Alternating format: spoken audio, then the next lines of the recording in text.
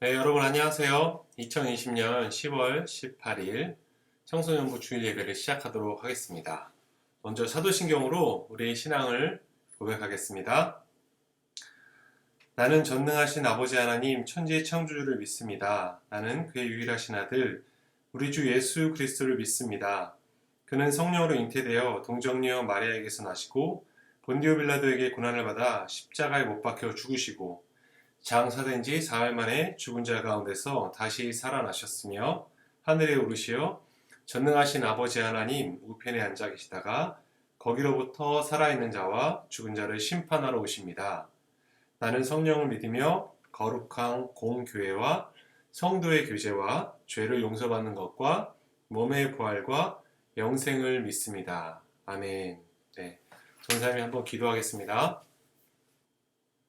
거룩하신 하나님 아버지 감사합니다. 하나님 지난 한 주간도 우리 학생들 지켜주시고 이 시간 주님 앞에 예배할 수 있도록 인도해 주셔서 감사합니다. 하나님 집에서 예배를 드려도 교회에 나와서 현장에서 예배를 드려도 우리 하나님께서 동일한 은혜를 부어주시고 우리 학생들의 마음과 이성과 지성을 깨워주셔서 하나님의 말씀이 들려지고 깨달아지고 그 하나님의 말씀에 자신들의 삶을 걸 수 있는 믿음을 허락하여 주시옵소서. 하나님 특별히 고3 학생들 이제 얼마 남지 않은 그 입시 과정 속에 우리 하나님 함께하여 주시고 두려움 가운데 평안함을 허락하여 주시고 하나님께서 저들의 삶을 붙들고 계신 것을 깨닫게 하여 주시옵소서.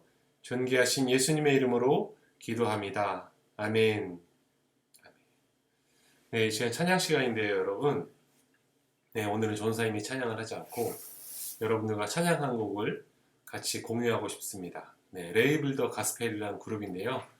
부설 시내에서라는 찬양, 여러분과 같이 찬양한 후에 그 다음에 말씀 이어가도록 하겠습니다.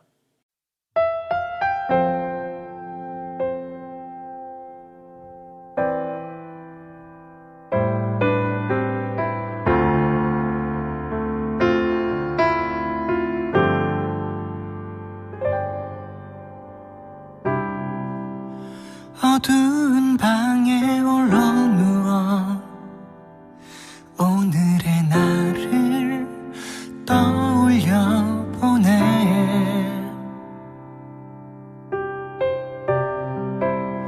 아무 의미도 보이지 않았던 초라한 하루를 내 주께 드리네.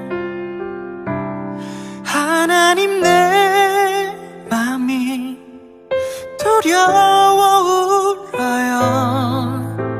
내일의 길도 보이지 않아요. 그래서 나 지금 그 품에 안겨요. 따스한 그곳 주님의 곁으로.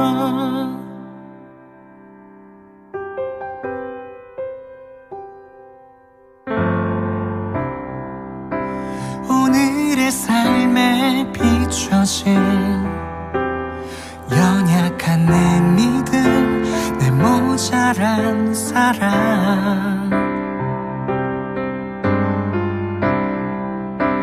나조차 매일 실망하며 넘어져도 또 난 이 길을 가네. 하나님 내 맘이 두려워 울어요. 내일의 길도 보이지 않아요. 그래서 나 지금 그 품에 안겨요. 따스한 그곳 주님의 곁으로. 사랑은 오래 참고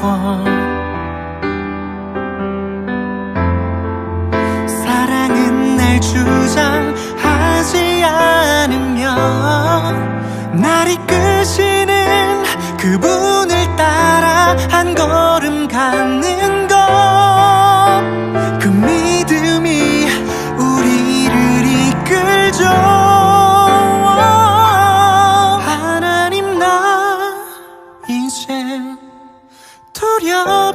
않아요. 십자가 그 길 나 걸어갈래요. 아버지 내 삶을 붙잡아 주세요.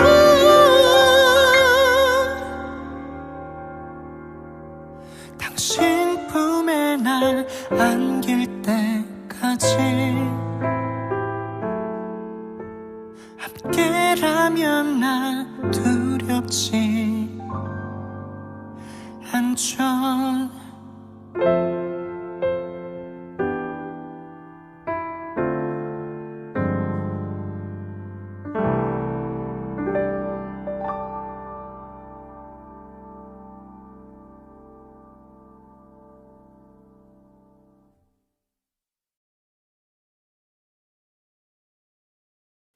네, 다 같이 말씀 보도록 하겠습니다. 오늘 말씀은 시편 32편 말씀입니다. 시편 32편 말씀인데, 자, 다 같이 한번 읽을까요? 시편 32편. 허물의 사함을 받고 자신의 죄가 가려진 자는 복이 있도다. 마음에 간사함이 없고 여호와께 정죄를 당하지 아니하는 자는 복이 있도다. 내가 입을 열지 아니할 때에 종일 신음함으로 내 뼈가 새하였도다. 주의 손이 주야로 나를 누르시오니 내 진액이 빠져서 여름 가뭄에 마름같이 되었나이다. 내가 이르기를 내 허물을 여호와께 자복하리라 하고 주께 내 죄를 아뢰고 내 죄악을 숨기지 아니하였더니 곧 주께서 내 죄악을 사하셨나이다. 이로 말미암아 모든 경건한 자는 주를 만날 기회를 얻어서 주께 기도할지라. 진실로 홍수가 범람할지라도 그에게 미치지 못하리이다. 주는 나의 은신처이오니 환난에서 나를 보호하시고 구원의 노래로 나를 두루시리이다. 내가 내 갈 길을 가르쳐 보이고 너를 주목하여 훈계하리로다. 너희는 무지한 말이나 노새같이 되지 말지어다. 그것들을 제갈과 굴레로 단속하지 아니하면 너희에게 가까이 가지 아니하리로다. 악인에게는 많은 슬픔이 있으나 여호와를 신뢰한 자에게는 인자하심이 두루리로다. 너희 의인들아 여호와를 기뻐하며 즐거워할지어다. 마음이 정직한 너희들아 다 즐거이 외칠지어다. 아멘. 아멘. 네, 여러분 한 주 잘 보냈습니까? 먼저 여러분에게 기쁜 소식을 전합니다. 네, 코로나 확진자가 100명 아래로 이렇게 두 자릿수로 떨어지면서 정부가 코로나 대응 단계를 1단계로 낮췄더라고요. 그래서 이번 주일부터 아마 지금 여러분이 집에서 동영상으로 예배를 드리는 학생들도 있을 텐데 저희가 이제 교회에서 대면 예배를 드릴 수 있게 되었습니다. 네, 현장 예배가 가능하니까요, 여러분. 저희는 중등부, 고등부 나누어서 현장 예배를 드리는데 이번 주는 중등부 예배 드리고 있을 거예요. 네, 여러분의 얼굴을 곧 교회에서 뵐 수 있기를 바랍니다.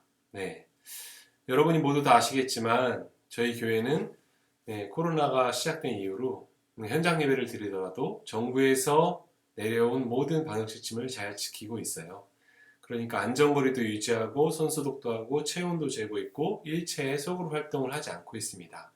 그러니까 여러분 안전에 대해서는 걱정하지 말고 현장 예배에 적극적으로 나오셔도 됩니다. 네, 여러분은 8개월 동안 경험해 보셨잖아요. 우리는 우리 몸이 움직이는 곳으로 마음이 가게 되어 있습니다. 여러분 PC방에 게임을 하면서 여러분 예수님을 떠올릴 수가 없어요. 그리고 쇼핑을 막 하면서 지난주에 전사의 말씀이 뭐였지? 이렇게 생각이 안 됩니다. 그리고 친구들과 막 핸드폰으로 채팅을 하면서 하나님 말씀이 묵상이 안 되고요. 핸드폰 게임을 하면서 오늘 나에게 말씀하시는 하나님의 음성을 들을 수가 없습니다. 1월달 전에 여러분 우리가 수련회 1월달에 코로나 터지기 전에 수련회 진행했었잖아요. 명동에 있는 유스 호스텔에서 진행을 했는데 그때 강사 목사님이 해주신 얘기 기억나요? 하나님의 음성을 들으려면 어떻게 해야 된다고 얘기했잖아요. 그래서 서로 2명씩 짝을 지어서 한 사람은 눈을 감고 한 사람은 얼굴에 이렇게 터치하는 훈련들 했죠. 그때 어떻게 되죠? 이렇게 손이 올 때 눈을 감고 있는 학생들은 굉장히 집중하게 되잖아요. 예민하게 되고 민감하게 어디에 손이 닿으려고 하지? 막 이렇게 되게 이렇게 기다리게 되잖아요.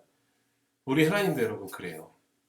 여러분이 하나님을 경험하고 싶고 하나님의 은혜를 여러분이 체험하고 싶다면 하나님을 만나고 싶다면 하나님 적극적인 태도를 보여야 합니다.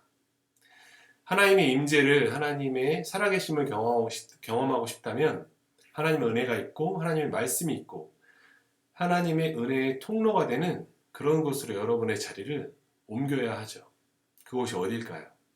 하나님의 백성들이 모여서 예배드리는 바로 그 예배의 자리, 교회가 되겠지요. 조금 더 적극적이 되시길 부탁드립니다, 여러분. 자, 지난주 말씀부터 한번 복습해 볼게요. 우리 고린도후서를 공부하면서 사도 바울이 고백했던 약할 때 도리어 강함이다.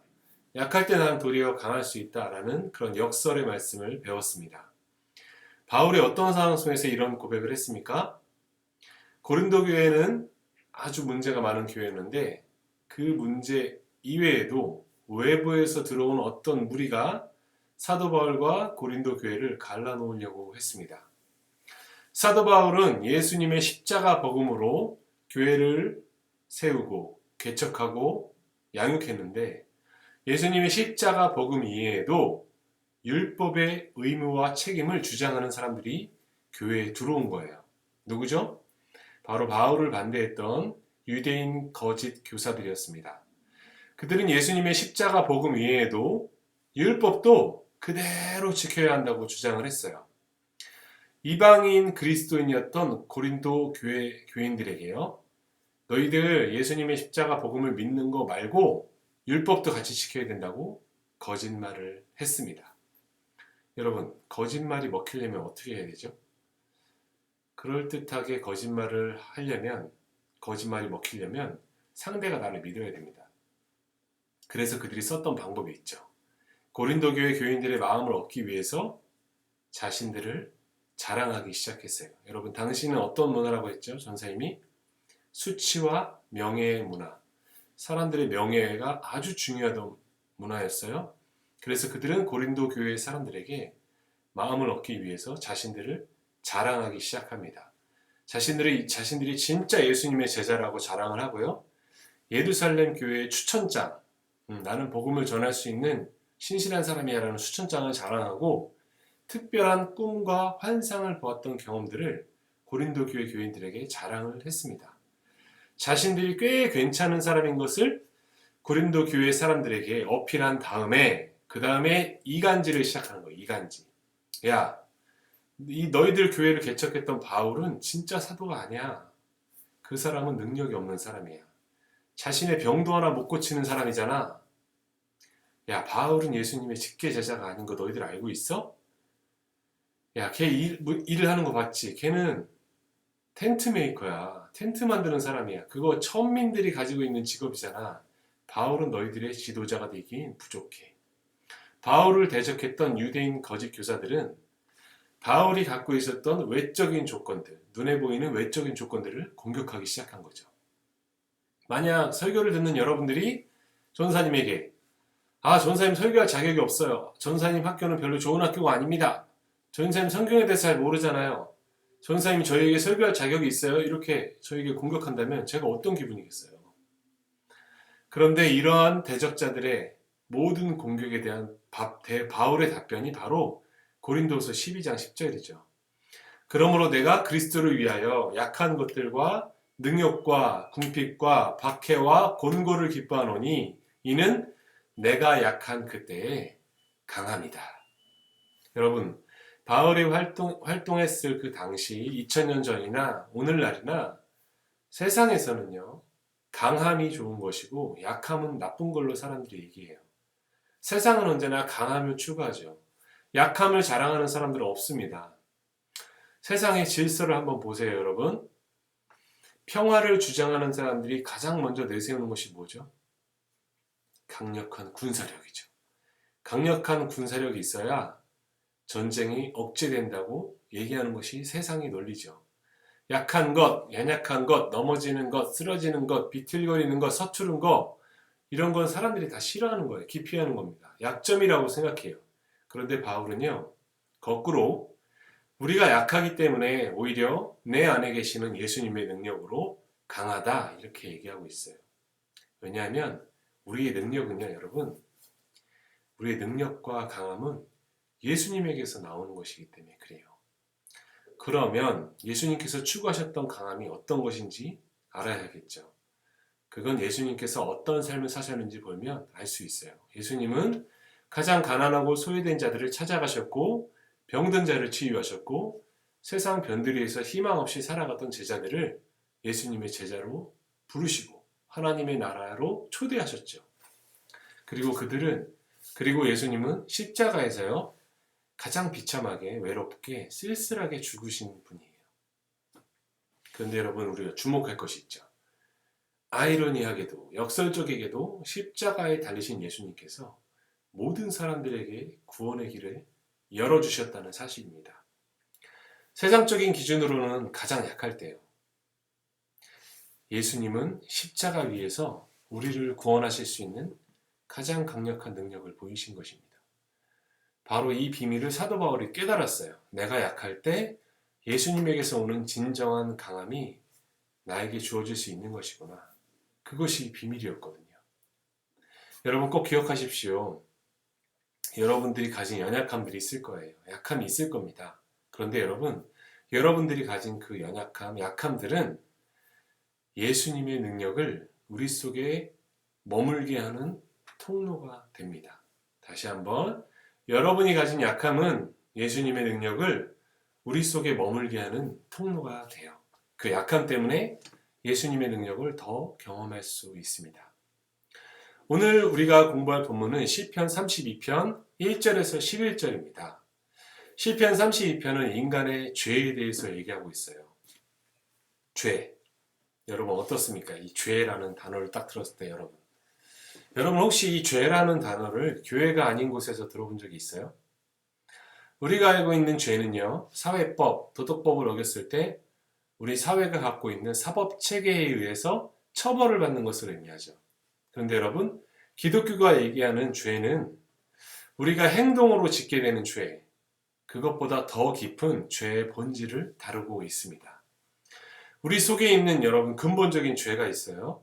근데 그 근본적인 죄가 밖으로 행동을 통해서 드러나게 된다는 것이죠.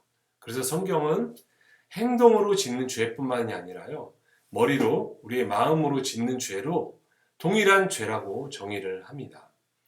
마태복음 5장에서 예수님께서 이렇게 말씀하세요. 너희들은 율법을 통해서 간음하지 말라 그런 계명을 받았다. 그런데 나는 너희에게 말한다. 누구든지 여자를 보고 음란한 생각을 하는 사람마다 이미 간음한 것과 마찬가지다. 얼핏 들으면 예수님의 이 말씀 되게 멋있어 보이지 않습니까? 겉으로는 번드르르하게 자신들을 뽐내던 유대인들에게 예수님이 너희들 겉으로는 가식을 떨고 있지만 속으로 다 더러운 생각을 하고 있지? 이렇게 선언하는 것이거든요. 얼마나 통쾌해요. 우리 예수님 멋있잖아요. 그런데 여러분, 만약 예수님의 이 선언이 나에게 떨어진다고 생각해 보세요. 나에게. 예수님께서 우리를 보시고 우리 속에 어떤 생각이 있는지, 어떤 욕심이 있는지, 어떤 미움이 있는지 우리 마음속으로 생각으로 얼마나 많은 죄를 짓고 있는지 예수님이 모두 아시고 우리에게 그 말씀을 하신다면 여러분은 어떨 것 같으십니까? 여러분이 반드시 기억하셔야 할 것은 우리 하나님 그리고 예수님은요, 죄를 그냥 넘어가는 분이 아니에요. 죄를 없었던 것처럼 그냥 넘어가는 분들이 아닙니다. 여러분 꼭 기억하셔야 돼요. 죄에는 하나님의 심판이 따릅니다. 예수님께서 십자가에서 받으셔야 했던 하나님의 저주와 심판은 모든 인류들이 지어왔던 죄에 대한 대가였어요.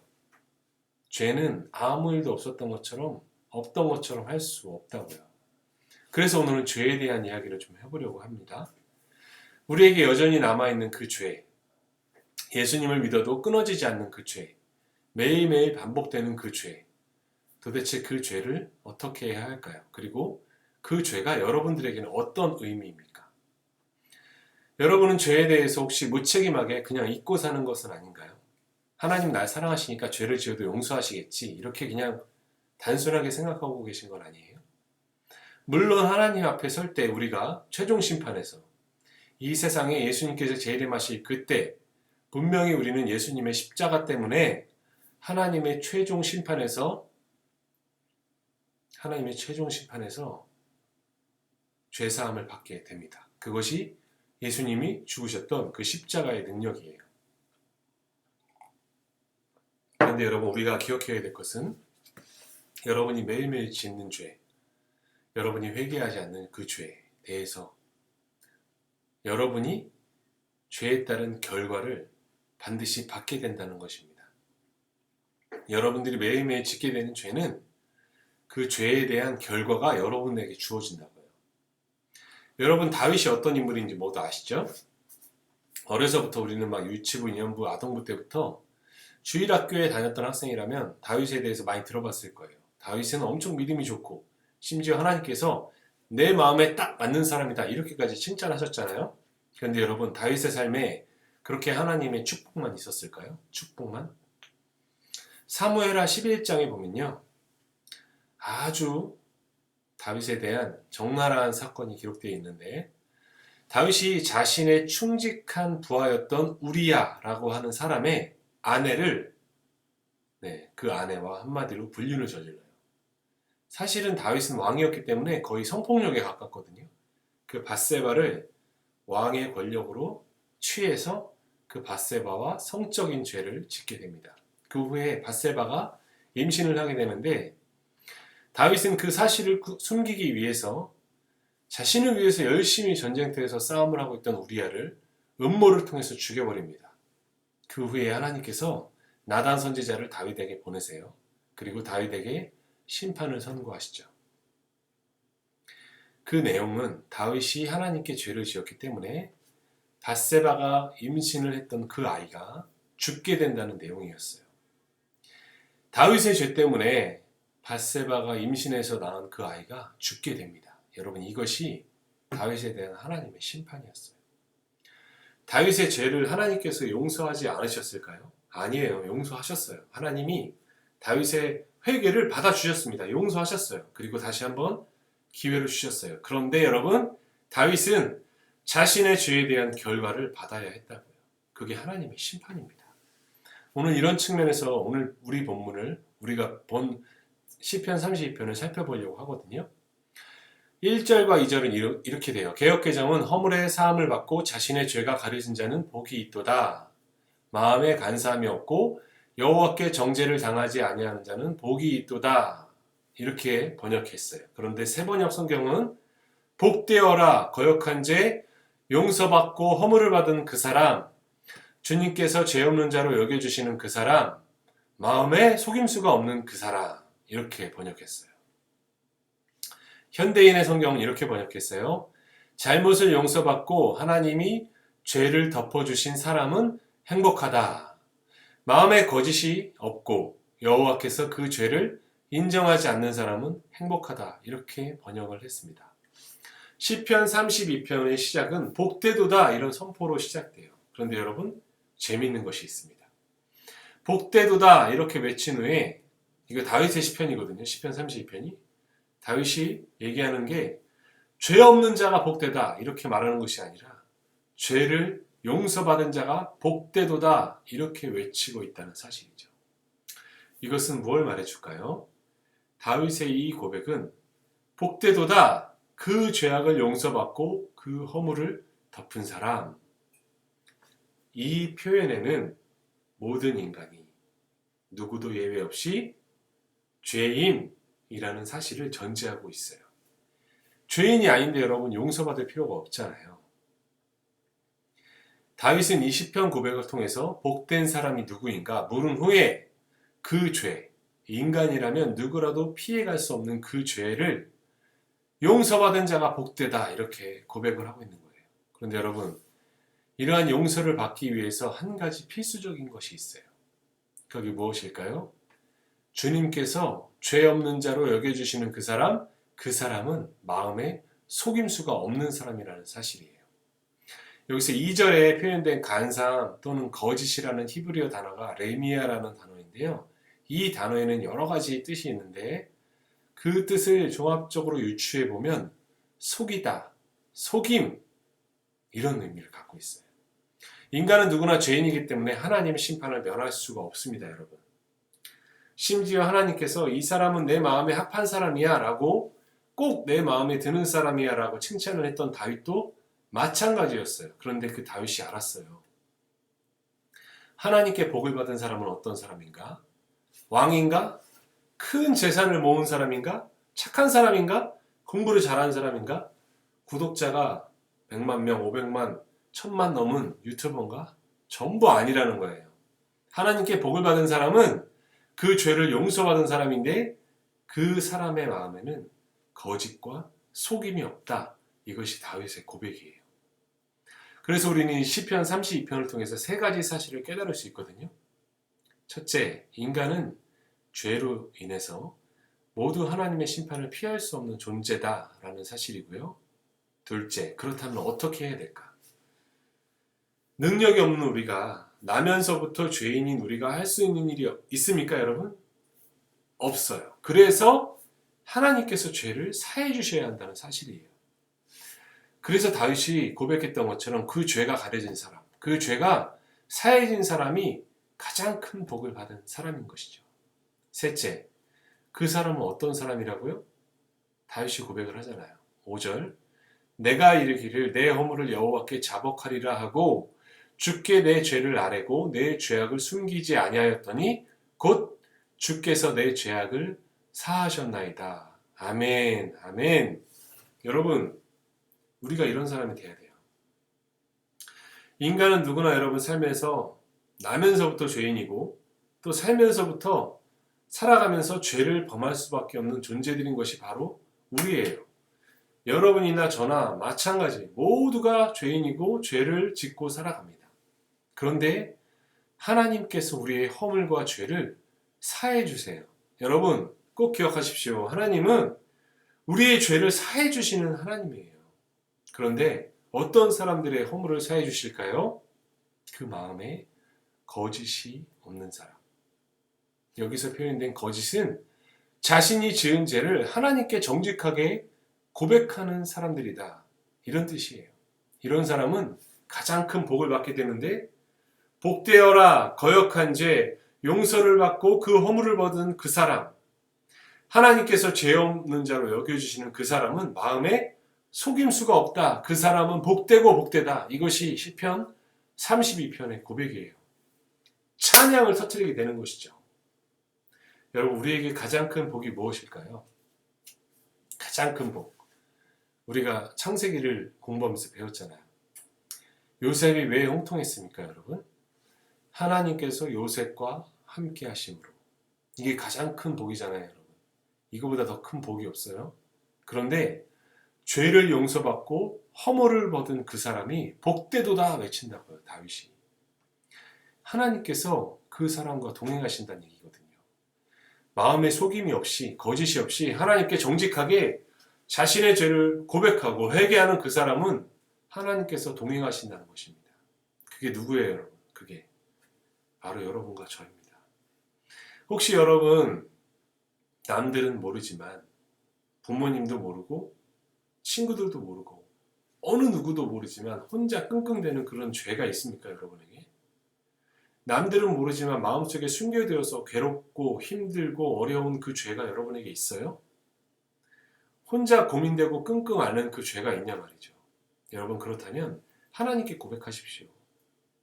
정직하게 고백하세요. 자백하시고 회개하세요. 그러면 하나님은 반드시 여러분의 허물과 죄를 사해 주시고 새로운 기회를 주실 것입니다. 여러분 시편 32편에서 다윗이 고백하고 있는 그 하나님은 여러분의 죄를 사해 주시는 하나님이십니다. 그 사람은 하나님께서 그 죄를 사해 주신 사람은 복된 인생으로 살아갈 수 있어요. 그 사람 마음에 거짓이 없습니다. 정직하게 하나님 앞에 자신의 죄악을 고백하는 사람입니다. 하나님께 자신의 모든 죄를 정직하게 고백하고 하나님께 나아가 복된 인생을 살아가는 우리 모든 청소년 학생들 되기를 간절히 축복합니다. 기도하겠습니다. 거룩하신 하나님 아버지, 우리가 잊고 살아가는 것이 있습니다. 하나님은 우리의 죄를 사해 주시는 분이시라는 사실입니다. 하나님, 죄에는 분명 하나님의 심판이 따릅니다. 우리는 연약해서 날마다 같은 죄도 반복하고 하나님 남모르게 짓는 은밀한 죄도 있습니다.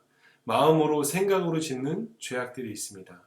하나님 이 죄악들을 우리 예수 그리스도의 십자가 보혈을 의지해서 하나님께 정직하게 고백합니다. 하나님, 우리의 죄를 용서하여 주시옵소서. 시편 32편에서 다윗이 고백했습니다. 하나님께서 그 허물과 죄를 사해 주신 인생은 복되도다. 하나님, 우리 학생들이 마음에 누구도 알 수 없는 죄로 하나님 앞에 끙끙대고 고민하며 힘들어하는 학생들이 있다면 찾아가 주시고 우리 하나님 앞에 그 죄악들을 고백하게 하여 주시옵소서. 그래서 하나님과 동행하는 귀하고 복된 인생을 살아가는 우리 학생들 되게 하여 주시옵소서. 거룩하고 존귀하신 예수님의 이름으로 기도합니다. 아멘.